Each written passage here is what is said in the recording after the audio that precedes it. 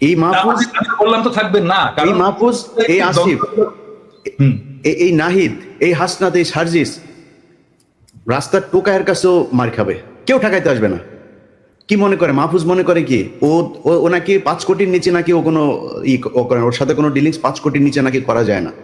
এটা অভিযোগ, আমার কাছে কোনো প্রমাণ নেই, অভিযোগ বলে রাখলাম।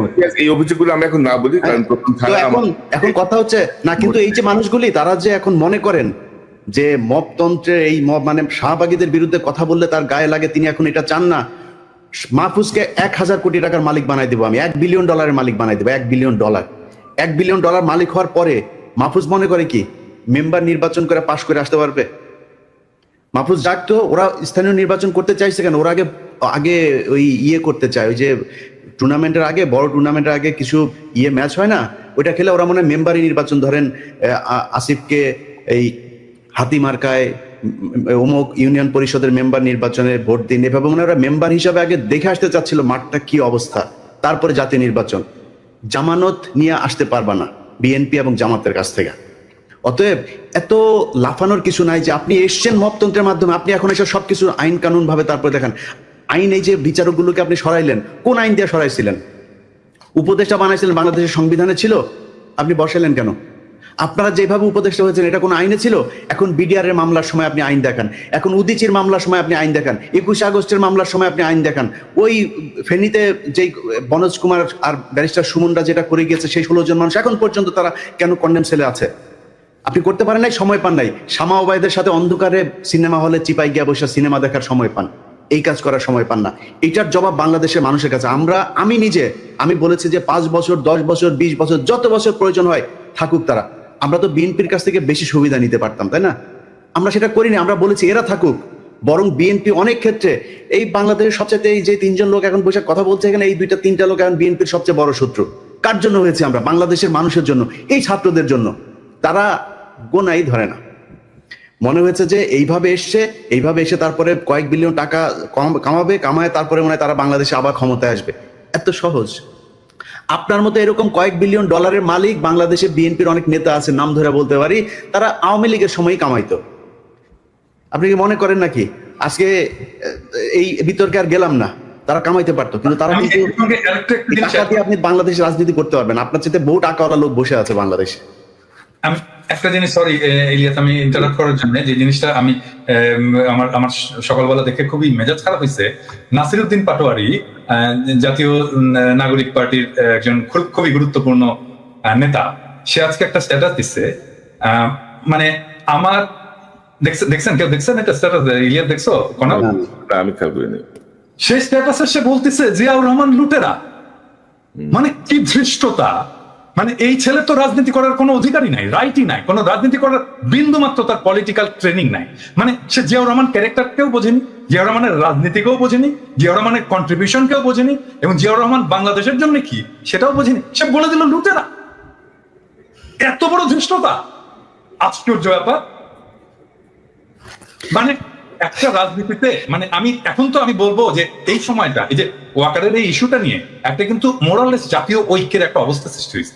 কারণ তারপরে বিএনপির মিডিয়া সেলের পোস্টগুলো দেখেন, পোস্টগুলো আমরা যদি দেখি তাহলে দেখবো সে সালাউদ্দিন সাহেবের 5ই ফেব্রুয়ারির একটা মন্তব্য দিচ্ছে যে আমরা আওয়ামী লীগের বিচার চাই, আওয়ামী লীগের বিচারের মাধ্যমে, হ্যাঁ। তারপরে যতগুলো মিডিয়া সেলের পোস্ট সব প্রকৃত আমরা যা চাই সেইখানে, আর সেইখানে নাসির পাটোয়ারি যে জিয়াউর রহমানকে লুটেরা বল। আরে বেটা, কি বলবো, 2 দিনের পোলা।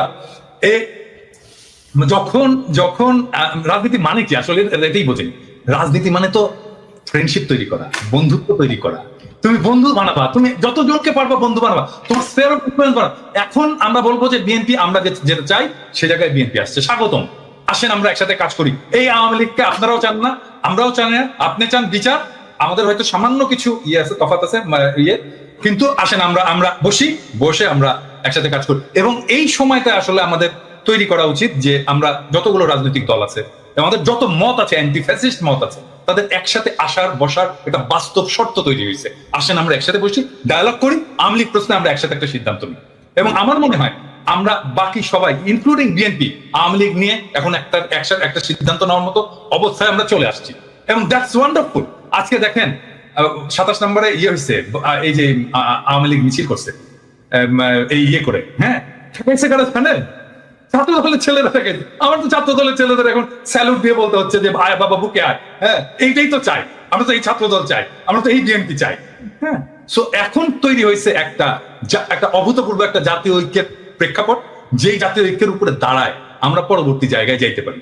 আর নাসিরউদ্দিন পাটোয়ারি এখানে বলে দিল, আমার মনে হয় নাসিরউদ্দিন পাটোয়ারির শুধু, আমি জানি না কি অবস্থা, ওর ক্ষমা চাওয়া উচিত, জাতির কাছে ক্ষমা চাওয়া উচিত জিয়াউর রহমান সম্পর্কে দৃশ্যতাপূর্ণ মন্তব্য করার জন্য। এবং আমি এটা খুবই পার্সোনালি নিছি, ইউ অল নো যে আমি ব্যক্তিগতভাবে, শুধু পলিটিক্যালি না, ব্যক্তিগতভাবেও আমি জিয়াউর রহমান চরিত্রটাকে অ্যাজ পলিটিক্যাল লিডার, বাংলাদেশের একজন আইকন হিসেবে আমি কতটুকু রেসপেক্ট করি। এবং এই জায়গায় আমি জানি না নতুন জেনারেশনের কথা, আমাদের জেনারেশন থেকে কোনোদিন মেনে নেবে না, কোনোদিন নেভার।